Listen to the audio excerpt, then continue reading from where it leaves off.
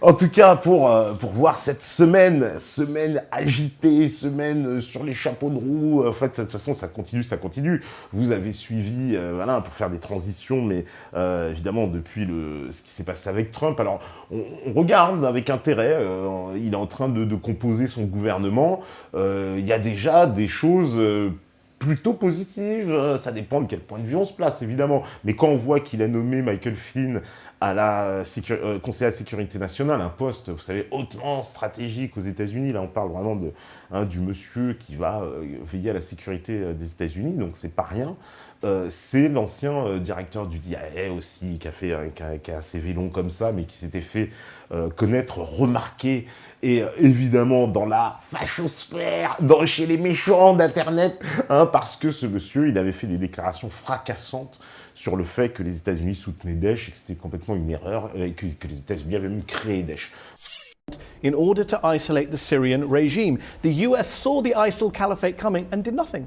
Yeah, I think that where we missed the point, I mean, where we totally blew it, I think, was in the very beginning. I mean, we're talking 4 years now into this effort in Syria. Most people won't even remember. It's only been a couple of years. The Free Syrian Army, that movement. I mean, where are they today? Al-Nusra, where are they today? And how much have they changed? When you don't get in and help somebody, they're going to find other means to achieve their goals. And I think right now what we have allowed is... Hold on, you were helping them in 2012. We've allowed this extremist... You know, these extremist militants to come in. But why did you allow them to do that, General? You were in post. You were the head of the Defense Intelligence Agency. Well, those are policy. I took the liberty of printing out Salafists, the Muslim Brotherhood, and Al-Qaeda in Iraq are the major forces driving the insurgency in Syria. Mm-hmm. In 2012, the US was helping coordinate arms transfers to those same groups. Why did you not stop that if you're worried about the rise of quote-unquote Islamic extremism? I mean, I hate to say it's not my job, but my job was to ensure that the accuracy of our intelligence that was being presented was as good as it could be. And I will tell you, it goes before 2012. I mean, when we were in Iraq, and we still had decisions to be made before there was a decision to pull out of Iraq in 2011. I mean, it was very clear what we were going to face. Well, I admire your frankness on this subject. Very clear what we were going to face. Let me just before we move on, just to clarify once more. You are basically saying that even in government at the time, you knew those groups were around, you saw this analysis, and you were arguing against it. But who wasn't listening? I think the administration. The administration turned a blind eye to your analysis. I don't know if they turned a blind eye. I think it was a decision. I think it was a willful decision. Donc vous voyez, ce monsieur a été évincé évidemment après ses propos, et aujourd'hui il est réintégré par la grande porte et ça devient le grand patron. Donc ça vous laisse quand même voir que tous ceux qui disaient oui, bah, il va se coucher, etc. Non, il va appliquer, il pense une partie du programme, en tout cas, même s'il ne pourra pas tout appliquer, on le sait très bien, mais en tout cas faire des nominations comme ça marque. Et puis il y a la nomination sur laquelle tout le monde hurle aussi, parce que ce monsieur était un complotiste avéré, etc., qui est son ancien directeur de campagne, et pareil, qui va occuper un poste. Alors, mince, j'ai oublié de le noter. Lui, c'est pareil, c'est un poste stratégique aussi. Je me rappelle plus. Oh là là, bon, c'est pas grave. Il va occuper un poste stratégique. C'est un monsieur issu, comme on dit, de la complosphère, des jaunes. Tout le monde se lève. C'est l'extrême droite la plus horrible, le plus dégueulasse. En tout cas, c'est des gens, moi, qui me paraissent avoir une volonté de faire évoluer les choses, changer les choses. En tout cas, d'avoir pris en compte certaines réalités que malheureusement, les hommes politiques ont beaucoup de mal à réaliser, enfin le monde médiatico-politique. Après s'être planté sur le Brexit, planté sur Trump, pareil, le Brexit, vous voyez, on va faire des liens comme ça partout, le Brexit, Theresa May, elle a pris des mesures quand même assez incroyables, elle compte baisser le taux d'imposition sur le bénéfice des entreprises pour le ramener à 15%. Alors, tous ceux qui me disent, qui hurlaient en disant le Brexit, toutes les entreprises, les sièges sociaux européens vont s'enfuir immédiatement et vont quitter Londres et venir. On avait déjà Hidalgo qui disait venez à Paris et venez là. Bah oui, ça certainement. Ouais. Voilà. On apprend aussi dans la foulée que les fameuses sanctions qu'on comptait appliquer sur le Royaume-Uni en lui mettant la pression sur le fameux marché ouvert, les barrières douanières européennes, Merkel a dit pour le moment rien n'est remis en question. Mais bien évidemment quand les Allemands ils fondent des voitures aux Allemands, des voitures aux Anglais, ils leur vendent absolument tous les produits, vous croyez que tout va s'arrêter comme ça, qu'on va imposer des barrières douanières, couper le commerce, etc. Ben non, ça ne se fait pas. Et ça aussi, c'est ce que disent les vrais, évidemment, anti-européistes qu'il avait prévu depuis longtemps en nous disant, vous voyez, il ne se passera rien parce que chacun a son intérêt. Les Allemands, c'est leur intérêt, ils vont pas d'un coup brader leur intérêt puisqu'ils vendent aux Anglais et les Anglais achètent aux Allemands. Voilà, c'est ça la réalité. Et du coup, la pression qu'il devait y avoir sur le fameux, traité d'union douanière dans lequel les Britanniques auraient dû se trouver en position de faiblesse, en fait, face à l'Union européenne, pas du tout. Les Anglais s'en fichent complètement et de toute façon, ils savent très bien qu'ils seront obligés de trouver un équilibre parce que eux aussi sont évidemment des importateurs des produits européens. Donc tout le monde a besoin de tout le monde, on ne va pas se leurrer. Finalement, tout ça donne raison, encore une fois, évidemment, à tous ceux qui prônent la sortie de l'Union européenne, parce qu'on se retrouve mieux. Un peu comme disait Ségolène Royal, vous vous rappelez dans l'interview qu'on avait débunké ici, où elle disait, oui, vous voyez, à force, les gens vont comprendre qu'il y a plus d'intérêt qu'à sortir qu'à rester. Some members of your government in France who say, you know what, the Brits cannot be given a good deal, because if the deal looks too good, it'll simply encourage others to think about making the same exit. There will be, the word is, the contagion. Yes. You worried about that? Il peut y avoir une contagion, évidemment. Il peut y avoir une contagion. Si le fait de voter ne change rien, ou si on continue à tirer plus d'avantages de sortir de l'Union européenne que d'y rester, mais bien sûr qu'il va y avoir une contagion. Bah oui, les gens vont le comprendre très très vite, parce que de toute façon les choses sont en train de bouger partout en Europe. Il y a une situation aussi d'un autre pays qui mérite un focus en ce moment, c'est l'Italie. Parce qu'en Italie, pareil, on n'essaye pas de trop vous expliquer. Vous avez remarqué, en France, là, c'est les primaires. Voilà, on va en parler après, mais c'est les primaires. Il ne se passe rien d'autre. Et pourtant, il y a un référendum en ce moment, qui va se jouer bientôt en Italie, où il y a un enjeu assez particulier. C'est donc le Premier ministre, Matteo Renzi, qui demande un changement constitutionnel, en fait. Il veut modifier la Constitution. Pour expliquer, en gros, il y a une espèce de constitution en Italie avec un pouvoir à peu près égalitaire sur les deux chambres, puis on voudrait changer tout ça, je crois, faire qu'une chambre, simplifier le processus. Mais évidemment, il a posé sur la table son propre mandat en disant si les gens répondent non, je m'en vais. En gros, donc provoquant évidemment, on sait, grande crise politique. Vous connaissez les Italiens, ils ont connu des gouvernements à répétition. Il y a quand même une espèce d'instabilité institutionnelle en Italie. Et donc, ce référendum, si le non arrivait, évidemment, serait déclaré majoritaire, Matteo Renzi quitterait le pouvoir, on réorganiserait probablement encore des élections, et à ce moment-là, il y a le mouvement de Beppe Grillo, mouvement 5 étoiles, qui est en embuscade. C'est un mouvement qui avait déjà connu des grands succès. Je crois qu'ils avaient remporté 23 ou 24% des sièges, ce qui signifiait que c'était quasiment autant qu'en face. Et en face, en plus, ils avaient fait une alliance pour pouvoir le contrer. Et il avait fait quasiment autant. Puis il a gagné des villes. Je crois qu'il y a Rome, Turin, etc. Machin. C'est un mouvement qui est en pleine expansion. Et lui, ce que reproche, j'ai déjà vu des analyses même aussi de PR là-dessus, ils disent oui, mais il ne demande pas clairement la sortie de l'Union européenne.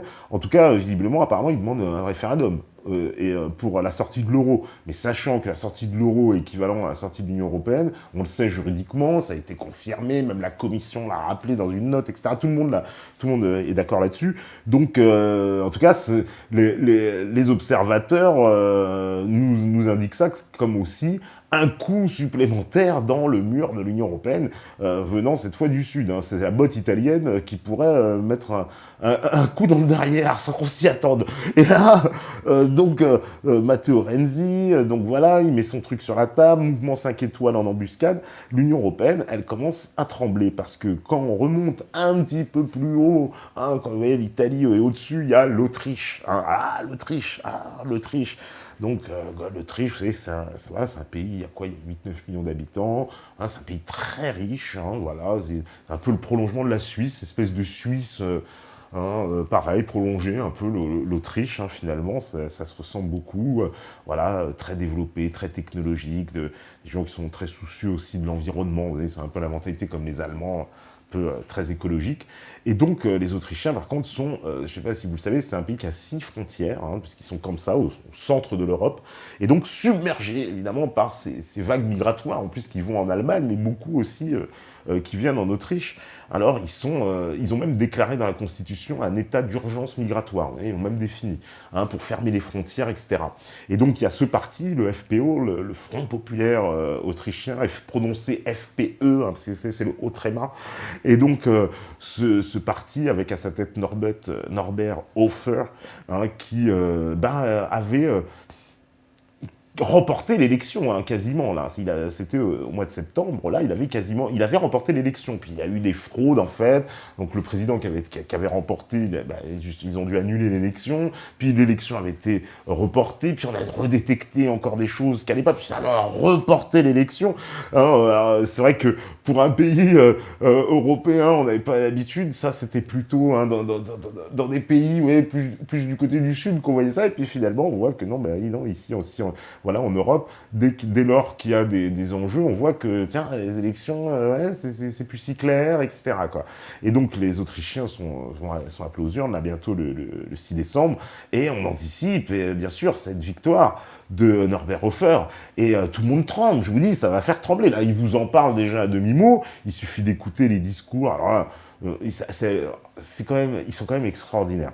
Donc, il parle de l'Autriche en ce moment, vous voyez, on anticipe déjà la situation en nous disant « Attention, les extrêmes droitistes sont partout en embuscade dans toute l'Europe », parce qu'il y a les fameux aussi démocrates de Suède, on entend un mot, et donc ils sont tous « Ah, qu'est-ce qui se passe en Europe ?» et tout. Et donc, on nous parle de l'Autriche, et dès qu'on cite l'Autriche en exemple, et en plus, qui vient en exemple à chaque fois, alors c'est marrant, parce qu'il y avait une autre fois, il y avait un débat, voilà, à Tali Ménard, sur France 2, hein, avec Rokhaya Diallo, et qui évoque cette question-là en disant mais pourquoi les partis finalement d'extrême droite cartonnent, on le vend en poupe comme ça dans toute l'Europe. Alors au début, Attali veut donner l'exemple en disant mais c'est à cause de la crise économique. Puis on lui dit bah non, parce qu'il y a des pays qui sont en crise économique, certes, mais il y en a d'autres qui ne le sont pas, et ils connaissent exactement la même beauté. Et on cite le cas de l'Autriche.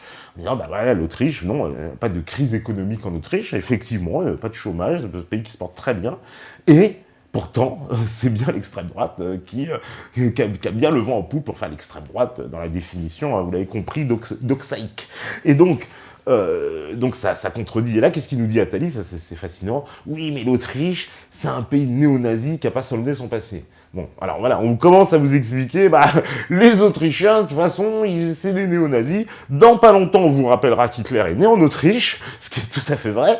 Et donc, et blablabli, et blablabla. Donc, quand vous allez voir ce Norbert Hofer arriver, c'est déjà des petits-enfants d'Hitler et des choses, machin, etc. Donc, le lien sera fait. On est déjà en train de jeter, comme ça, l'opprobre aux Autrichiens, comme à l'époque, quand il y avait Jürg Haider qui était arrivé président et que, pareil, l'Autriche était devenue aussi le pire pays d'Europe, etc. Et pour avoir été d'expérience personnelle, je vous dis que les Autrichiens sont des gens absolument civilisés. Moi, je suis toujours étonné, effaré de tous ces... Comment on arrive, nous, à traiter les gens comme ça, parce que je ne sais pas s'ils se rendent compte, quoi, de dire oui, c'est des néo-nazis, par rapport, eux, à leur passé, en plus de la façon, parce qu'en Autriche, c'est effectivement comme en Allemagne, il y a, alors, contrairement à ce que dit Attali, non, ils n'ont pas de culpabilité, au contraire, ce sont des pays, vous savez très bien, il y a une espèce de castration presque qui a été faite sur cette question, les gens sont traumatisés, je peux vous le dire d'expérience, nous, quand on est en France, on parle comme ça, vous savez, on fait référence à la Seconde Guerre mondiale, je veux dire, un peu trop souvent, à toutes les sauces, et même quand on veut, là-bas, ça n'a pas le même sens. Quand vous faites référence à la Seconde Guerre mondiale, tout de suite, il y a une espèce d'ambiance un peu honteuse qui s'installe, etc., très tabou. Voilà, c'est gênant. Donc, imaginez quand vous entendez maintenant que ces gens-là vont entendre qu'on parle d'eux, les néo-nazis, les salauds d'Autrichiens, etc. Alors qu'en fait, quand vous intéressez, les Autrichiens sont comme les autres. Moi, c'est des gens tout à fait sensés, et simplement face à invasion que connaît l'Europe, moi je le dis, oui, une invasion, c'est une véritable invasion organisée, parce qu'il faut arrêter de jouer les bisounours avec toujours non mais les pauvres réfugiés qui traversent pendant 11 ans, tout ça est organisé, il y a des gens qui s'enrichissent, évidemment que il y a des pauvres boucs là-dedans, mais arrêtez de me dire que tout ça, non, il faudrait l'accepter comme une fatalité du sort, parce que c'est l'humanité, c'est machin, et l'humanité, ça va jusqu'où? L'humanité, ça va jusqu'à les 9 milliards d'habitants qu'il va falloir déménager là sur le continent européen, ça n'a pas de sens, ça n'a pas de sens. Voilà, donc ça, c'est l'ambiance voilà, dans laquelle on est en ce moment, avec voilà, l'Autriche donc, qui va probablement basculer, l'Allemagne avec le Alternative für Deutschland, qui, on le sait, un parti qui était monté il y a quelques mois, qui commence à cartonner, les élections qui auront lieu aussi en Allemagne l'année prochaine. On va surveiller ça à la loupe. Mais vous allez voir, avec, vous savez très bien aussi, Pegida, association extrême droite, les très méchants, parce qu'ils se défendent évidemment contre les choix qu'a fait le gouvernement Merkel, qui a porté, vous savez très bien, des millions d'immigrés dans le pays. L'Allemagne est submergée avec tous les problèmes aujourd'hui qu'elle connaît, qui sont incroyables. Je ne sais pas si vous avez vu encore, c'est quand même des choses qui devraient nous interpeller. La justice allemande a entériné la décision que, en fait, les fameuses patrouilles de charia étaient tout à fait légales. Voilà. Donc, c'est des gens qui se baladaient avec vous savez, des vêtements charia police. On a vu ça, donc, en Allemagne. Il y a eu des plaintes qui ont été déposées. Et la justice allemande a estimé que ces gens-là, en fait, ne contredisaient pas le droit. Vous voyez, le fameux piège. Donc, en fait, il n'est pas interdit d'aller faire chier les gens dans la rue s'il y a un mec qui est là avec une bouteille de bière. Toi, tu bois pas, toi, tu fumes pas, et puis toi, t'es pas habillé comme il faut, et toi, tu ressembles à je sais pas quoi, etc. Donc ça, apparemment, les Allemands l'acceptent. Et qu'on vienne pas me dire qu'on l'accepte ou pas, ça se passe en Allemagne en ce moment. C'est le résultat de la politique d'immigration voulue par Angela Merkel. Sachant qu'il y a même en ce moment, en Allemagne, des associations d'immigrés qui demandent à ce que le gouvernement allemand modifie la constitution allemande pour y ajouter que l'Allemagne est un pays d'immigration. Voilà où est-ce qu'on en est, c'est tout. Vous prenez ça là, il y en a qui trouvent ça très bien, tant mieux, mais moi, ce que je dis, c'est que c'est un choix politique. Et c'est pas un choix ethnique, c'est pas un choix à la couleur. Ça, il faut que ça rentre dans la tête des gauchistes, parce que vraiment, ils ont du mal, ils confondent à chaque fois culture, nationalité, ethnie, race, tout est un mélange chez eux. Voilà, c'est... tout est un espèce de mélange. Quand ils voient migrants, ils se voient eux-mêmes, ils me voient moi. Moi, je suis pas un migrant, qu'on soit très clair là-dessus. Voilà. Non, mais... Parce que les mots aujourd'hui n'ont plus de sens, parce qu'on dit migrant, aujourd'hui migrant, ça ne veut plus rien dire. L'autre, il va dire, oui, ton grand-père, il est migrant. Mais non, c'était pas un migrant. Un migrant, c'est un clandestin. Le grand-père, il est arrivé en toute légalité. Voilà, donc il faut quand même remettre les choses en place. Il faut que les mots aient un peu de sens. Voilà, parce que on est dans une période où on prend des mots comme ça n'a plus de sens. Et puis concernant les migrants, bah oui, je suis tellement méchant que je tape sur les victimes, sur les méchants. En tout cas, Erdogan, lui, il menace en ce moment. Dans toute la presse, on voit ces articles. Donc Erdogan, il dit, il va ouvrir grand les portes. Parce qu'on ne lui a pas donné cette fric, certainement, avec, vous savez, ces négociations de l'Union européenne. Il avait quand même braqué quelques milliards, visiblement pas assez. Ou peut-être qu'on ne lui a pas donné, je ne sais pas, mais visiblement, je crois qu'il n'en a pas pris assez. Et là, il en veut encore.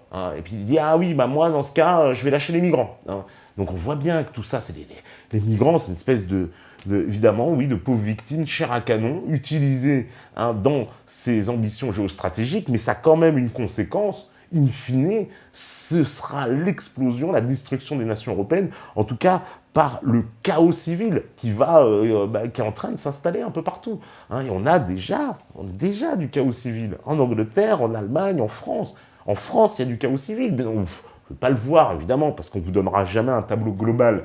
On ne veut pas vous donner le tableau global. Le tableau global, on ne veut pas le voir. On vous montre des bouts comme ça, de choses qui se passent là, mais on ne vous montre pas un état global des choses.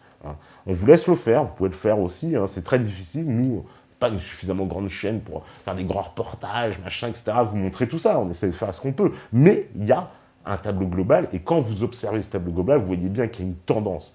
Cette tendance, elle est générale. Et l'Europe, elle est au cœur, alors là, de ce qui est en train de se passer.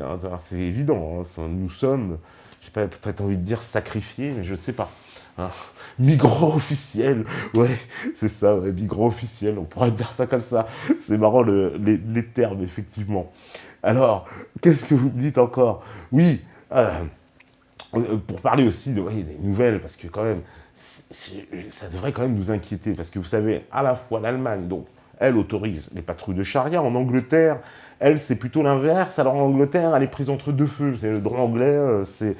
À la fois, ils essayent de combattre, hein, évidemment, cette montée d'une islamisation politique, mais folle en Angleterre, hein, qu'avait comme tête de pont, on le sait, le prédicateur Anjem Choudary, qu'on a réussi finalement à faire arrêter, mettre sous les verrous. Ce mec-là, quand même, avait des terroristes, était apparenté à tout un tas de gens, mais incroyables, les frères musulmans, etc. Bon, on va pas refaire la liste, pour vous intéresser à ce personnage, vous allez voir, et c'était incroyable, il faisait des prêches haineuses, il avait une influence terrible, il faisait des cours, etc. Enfin, il avait un pouvoir terrible, et il profitait évidemment de cette liberté qu'offre le système anglais de pouvoir s'exprimer. Et donc, on ne pouvait pas l'arrêter, et il enflammait les foules comme ça. Il a sévi pendant des années dans des manifestations absolument incroyables. Et ils ont réussi à faire imposer à l'Angleterre des tribunaux islamiques, hein, dans les quartiers musulmans. En Angleterre, il y a des tribunaux islamiques.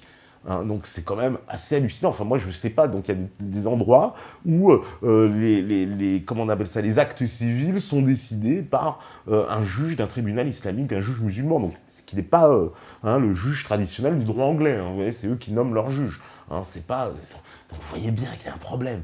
Il y a un problème. Et quand les groupes dénoncent ça, quand on vous explique ça, que ça est en Angleterre, les gens vous traitent de racistes.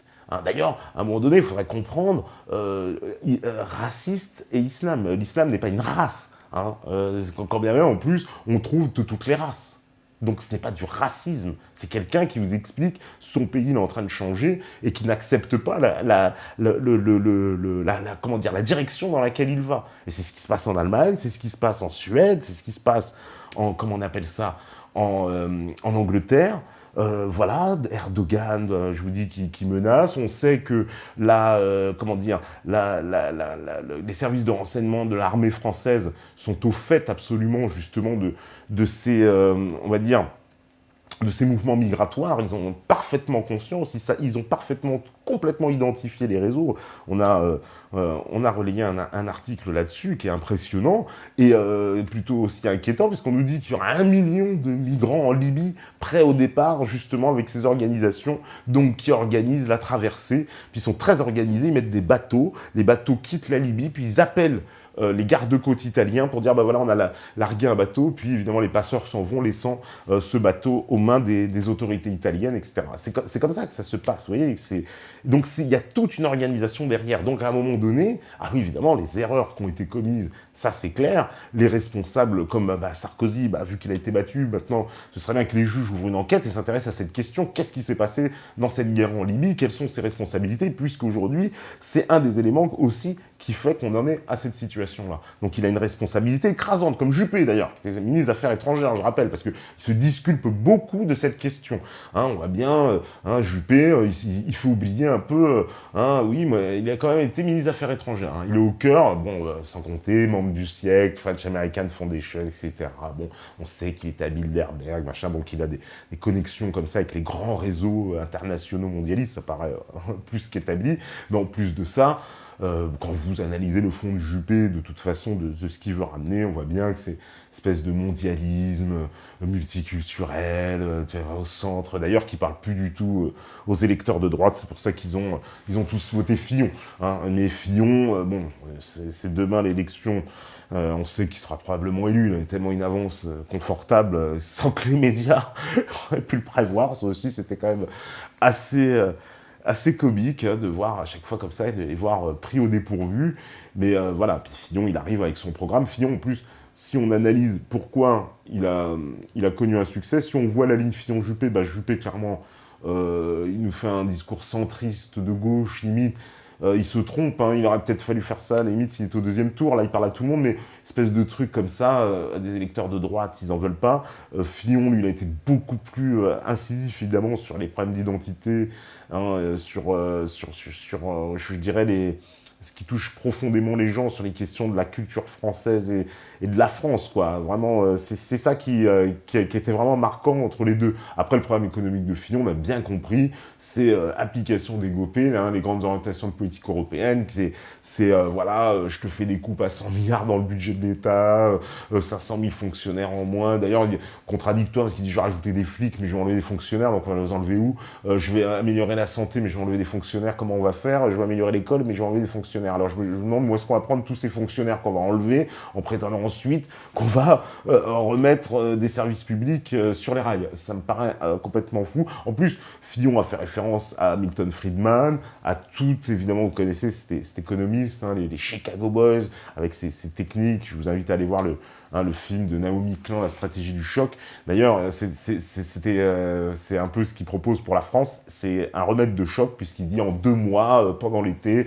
il appliquera toutes les mesures, il servira du 49.3, il a dit de toutes les mesures antidémocratiques de notre Constitution pour nous imposer un programme. Mais alors, là, c'est ce qui s'est passé en Grèce, c'est plus on vous coupe les cheveux si on y va à la hache, hein, et on vous ampute les membres direct. Voilà. Donc, au moins, la question est claire. C'était exactement, d'ailleurs, pour ceux qui s'en souviennent, c'était le programme de Sarkozy en 2012. Parce que Sarkozy, quand il s'était présenté en 2012, il était arrivé avec un programme, c'était à la hache, hein, c'était pareil, hein, il a expliqué, voilà, je vais couper partout, c'est ce qu'il avait expliqué. Bon, ça lui a pas porté chance. J'espère que l'histoire se répétera. Ça lui portera pas chance. En tout cas, c'est marrant parce qu'il va se retrouver avec, comme on le prédit, pareil, les prédictions, elles ne valent rien à l'heure actuelle puisque rien n'est joué. On ne sait même pas encore qui va se présenter, etc. Mais donc, dans les prédictions que tout le monde nous fait, le 2e tour entre le candidat de l'UMP et le Front National, ce sera amusant de voir que finalement, on va se retrouver avec un Fillon, voilà, dans cette éventualité-là, un Fillon qui promettrait à la fois donc supralibéralisme, choc, fin du système social, il a dit fin des 35 heures, retraite à 65 ans, plus de fonctionnaires, etc. Un programme d'une droite mais dure, libérale totale, avec une ligne pareille sur l'identité, voilà, pseudo-conservatrice, catho, la famille, machin. Et puis on aurait une Marine Le Pen qui serait... Alors, on en parlera justement, elle aussi, on va dire, sur la ligne identitaire, la France, etc. Mais alors, par contre, sur un programme économique, complètement gauchiste, complètement à gauche. Par rapport à Fillon, c'est l'État qui investit, qui rachète, voilà, qu'on repart sur des grandes entreprises. Ils ont le mot État stratège, ils nous répètent tout ça, tous les représentants du FN, on les entend sur toutes les télévisions, c'est vraiment le mot de la communication, État stratège, voilà. Donc c'est l'inverse du Fillon, hein. Fillon, c'est l'État qui se retire, hein. L'État disparu, eux, c'est l'État stratège. Donc, un problème qui est plutôt de gauche, quoi, en fait, quoi. Et donc, ça va être marrant de voir que finalement, sur les problématiques économiques, on aura une Marine Le Pen de gauche et un candidat de droite. Et là, on se demande, les gauchistes, vous allez faire quoi? Parce que là, quand il y aura les petits fonctionnaires, voilà, tous les gens qui travaillent dans l'éducation nationale, tous ceux qui sont dans la médecine, dans la santé, tous ceux qui travaillent hein, dans la fonction publique territoriale, dans les conseils généraux, les conseils régionaux, etc., tous ces gens-là, ils vont voter pour qui? Est-ce qu'ils vont voter pour un Fillon qui leur promet l'horreur, hein, travailler plus pour gagner moins? Il le dit clairement. Alors, on avait le travailler plus pour gagner plus de Sarkozy. On est à Fillon, maintenant, c'est de travailler plus pour gagner moins. Voilà. Et donc, ces gens-là, imaginons s'ils ont ce choix entre ça et Marine Le Pen qui leur dit, je vais investir, je vais donner la priorité française. Oula, quelque chose d'horrible, hein, parce que j'ai vu qu'ils ont même attaqué un député européen du Front National pour avoir pris une position pour la préférence nationale. Enfin, oui, c'est surréaliste. Hein, donc, tes préférences nationales que d'ailleurs Theresa May, elle va mettre en place en Angleterre, hein, au passage, pour ceux qui se posent la question. Parce que c'est même au cœur de son programme. Donc voilà. Donc Fillon, d'ailleurs, voilà, qui s'inspire de Thatcher. Moi, je pense que tout ça, ce sont un peu des vieilles lunes. Je crains que, évidemment, même pour Fillon, ça va être difficile sur cet aspect économique. Mais bon, tout jouera peut-être justement sur aussi après les aspects identitaires, communautaires. Et là, pour le coup, d'ailleurs, c'est marrant de voir que Marine Le Pen continue encore à fond la dédiabolisation, parce qu'on savait que c'était sa grande politique. Et elle se place presque à gauche. On a vu son logo avec une rose. Alors la rose bleue, hein, tout un mythe autour de la rose bleue. Bon, c'est vrai, c'est pas très enjoyeux, je sais pas. Ouais, Le drapeau français a disparu, une espèce de truc soft. Ils ont enlevé évidemment le mot Front National, le mot Le Pen. Alors il s'agit d'une stratégie politique, hein, on va pas... On sait très bien, c'est une espèce de dédiabolisation, comment dire, à l'extrême, faire oublier tous les symboles, le Front National a quasi voilà, disparu, le drapeau bleu, blanc, rouge aussi aux oubliettes, le nom Le Pen surtout pas. En fait, il ne reste plus que Marine, voilà, une rose, et donc voilà, une femme, peut-être qu'ils veulent miser tout sur le fait d'une femme et pas le fait d'un parti, séparer l'image de Marine Le Pen, à la fois de Le Pen, du nom Le Pen, et donc du père, hein, et du Front National lui-même, inspiré aussi par le père. Donc rupture totale, et on va voir si ça paiera dans les urnes. En tout cas, je sais que pour ce qui est des gens qui voteraient traditionnellement Front National, ils s'interrogent beaucoup sur cette stratégie politique menée en ce moment par le FN, qui, pourtant, d'un point de vue des idées, on pourrait dire qu'ils ont gagné la bataille idéologique. Hein, parce que la bataille idéologique qui a été menée sur toutes ces thématiques, elle a été gagnée dans la mesure où aujourd'hui tout le monde en parle. Il n'y a plus un seul parti qui, même si c'est pas pour avoir forcément les positions où va avoir le FN, mais en tout cas ils vont prendre le sujet en compte. Ce qui signifie que pour moi la bataille idéologique, quelque part ils l'ont gagnée, puisqu'ils ont réussi à imposer leurs idées. Hein, et pas l'inverse finalement. Donc voilà, donc c'est plutôt positif. Mais c'est peut-être pas le moment justement pour elle de se centrifier, puisqu'elle en a plus besoin, puisqu'elle a déjà gagné le combat. Mais bon, ça, c'est des choix politiques. Tout ça, c'est ce qui va jouer dans les... qui va venir, hein, dans les quelques mois qui vont être déterminants. Puis de toute façon, on n'en est qu'au début, on ne sait pas encore la liste définitive des candidats, on ne sait pas encore tout ce qui se passe de côté de la gauche qui va s'éclater probablement en morceaux. On a la candidature de Macron, on ne sait pas par qui il est soutenu, il a refusé de donner la liste de ses donateurs. On sait qu'il a quelques millions d'euros apparemment de pactole, hein, pour commencer sa campagne, mais même Benoît Hamon l'a mis au défi en tout cas par la presse de fournir la liste des donateurs, et ce qu'il a dit qu'il ne le ferait pas. Peut-être peur qu'on y découvre la banque Rothschild, la banque Lazare, Patrick Drahi et autres, hein, et tous les gens qui sont probablement derrière lui, puisqu'il qui se présente comme le candidat anti-système. Ça fait quand même rigoler, hein, que ces gens qui se présentent comme les candidats anti-système, un ancien banquier de la banque Rothschild. Enfin bon, ça pèse quand même lourd dans le CV, quoi. Et puis après, en plus, Macron, encore, il dirait des choses absolument révolutionnaires, machin. Non, Macron, espèce de libéral, mondialiste, qui nous sert son projet de la soupe. Pour moi, tout ça, c'est un feu de paille, c'est un feu médiatique monté par les médias tous les jours. C'est quand même extraordinaire, hein. Tous les jours, on vous fait la chronique Macron. Hein, vous mettez les chaînes, hein. Moi, je suis obligé, je regarde les journaux des chaînes pour voir un peu ce qui est traité, les températures, et ça me fait halluciner de voir tous les jours, je vous assure, un sujet sur Macron. Hein, Macron est parti dans tel truc, Macron va visiter une boulangerie, Macron a parlé à des habitants de machin, etc. Puis ils font un sujet, ça veut dire quand même, on va déplacer une équipe, machin, etc. Puis toujours, hein, même quand il a fait sa présentation présidentielle à Bobigny, c'était devant un parterre de journalistes. Hein, je me demandais qui étaient tous ces gens. En fait, apparemment, les 200 personnes sont des journalistes, et les habitants ont été priés de rester à la porte. Hein.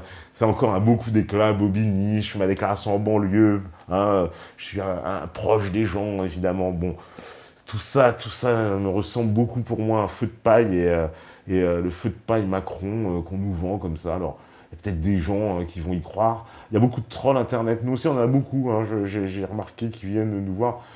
C'est des gens qui sont payés, vous savez, pour mettre des commentaires, parce qu'il y a des gens qui disent « Ah, c'est peut-être le soutien de Macron ». On n'y croit pas du tout dans les commentaires. Par contre, je crois que c'est des mecs ils ont dû toucher de l'argent pour dire une connerie pareille, parce que je vois pas comment on peut raconter des conneries pareilles. Voilà. Oui, on me dit Poutou, je sais pas. En tout cas, oui, à gauche, il y aura certainement... il y a Mélenchon, déjà, hein, forcément. Mélenchon, il prend des points, parce que Mélenchon, il est en train de puiser, je vous dis, toutes les idées, justement, de cette nouvelle opinion publique, qui s'inspire, il se fait du Chouaro-asselinisme. Il va puiser des trucs chez Chouard, chez Asselineau, ça se voit, la constituante, hein, c'est son grand projet, puisqu'il a dit, la première chose qu'il fait, il convoque une constituante de citoyens, etc. Ce qui, je trouve excellent, hein. Attention, je trouve ça excellent d'un point de vue politique, évidemment, je suis entièrement d'accord. Il propose tout ce qui est référendum populaire, etc., de faire entrer peut-être une chambre tirée au sort de citoyens. Donc, vous voyez, tout ça, c'est vraiment les idées de Chouard. Et puis, on le voit sur le versant Asselineau, il est de plus en plus critique sur l'Europe, sur l'OTAN, sur l'influence de l'Amérique, sur machin, etc., des thématiques qu'il est presque le seul à développer, avec le Front National, hein, qui sont les deux pendants. Donc, oui, c'est quand même assez incroyable, quoi, que les choses sont en train de bouger. Alors, est-ce un feu de paille, évidemment, alors, dès que vous dites Mélenchon, franc-mac, etc., marxiste et tout, oui, parce que sur les questions, évidemment, alors même les questions immigration et tout, il est en train de bouger, mais bon, il a eu des déclarations assez malheureuses de ce côté-là, mais sinon, ouais, on voit bien que l'échiquier politique, en tout cas, est très, très, très, très mouvant, et on voit bien que la nouvelle opinion publique, elle influence de plus en plus directement le débat politique. Hein, il suffit de voir la façon dont Juppé s'en est pris ce qu'il a appelé les signes d'extrême droite, etc. Et le fameux surnom de Ali Juppé qui lui a été décerné, forcément, on voit que ce terme-là, on avait vu tous les photos de Juppé avec des barbes en babouche, etc., tournées un peu partout. Et donc, tout ça vient d'Internet, tout ça, c'est cette nouvelle opinion publique. Et encore une fois, elle a démontré sa force en influençant le débat, et en portant certaines thématiques au plus haut, en particulier les liens obscurs entre Juppé, Tarek Obrou et ses liens avec l'UOIF et les frères musulmans, qu'il n'a jamais vraiment révoqué clairement, etc. Enfin bon, tout ça, en tout cas, ça s'est joué sur les réseaux sociaux, et je pense que ça a démontré que, même pour ce qui est de l'élection française, ils ont intérêt à se méfier, même Fillon, il a intérêt à se méfier, son succès, à la primaire, ne veut pas dire que la place lui est acquise et qu'il aura forcément un boulevard. Non, moi je ne le pense pas du tout, au contraire, je pense que c'est le début, il y aura une grande bataille plutôt, qui va se jouer sur le plan économique, sur le plan idéologique, sur beaucoup de choses encore, et il part avec un énorme défaut, il a quand même été le Premier ministre de Sarkozy pendant 5 ans, alors je sais qu'il va expliquer partout que oui, il a rien pu faire, etc. Il commence déjà à le dire, hein, c'est pas de ma faute, moi je voulais faire ça, mais je pouvais pas, etc. Bon, on voit déjà la ligne qui va être menée, mais ça ne jouera pas en sa faveur, parce que un bilan, il faut aussi après l'assumer, hein. Puis on peut pas venir après en dire « Ah, mais là, j'y peux rien, oui, t'étais Premier ministre. » Donc, du coup, bon, ça va bouger de ce côté-là. Voilà. Oui, Ali Juppé, en tout cas, oui, moi aussi, ça m'a fait beaucoup rire.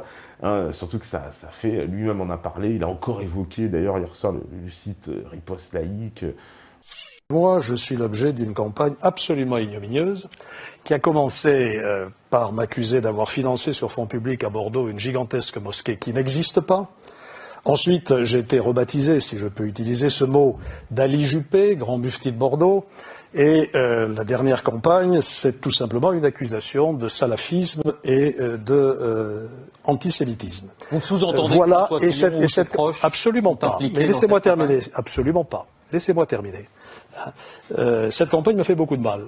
Et même dans les fils, je lis dans la presse qu'un organisme, une officine qui s'appelle Riposte Laïque, a participé à cette campagne absolument odieuse. Voilà, et c'est dingue, quoi.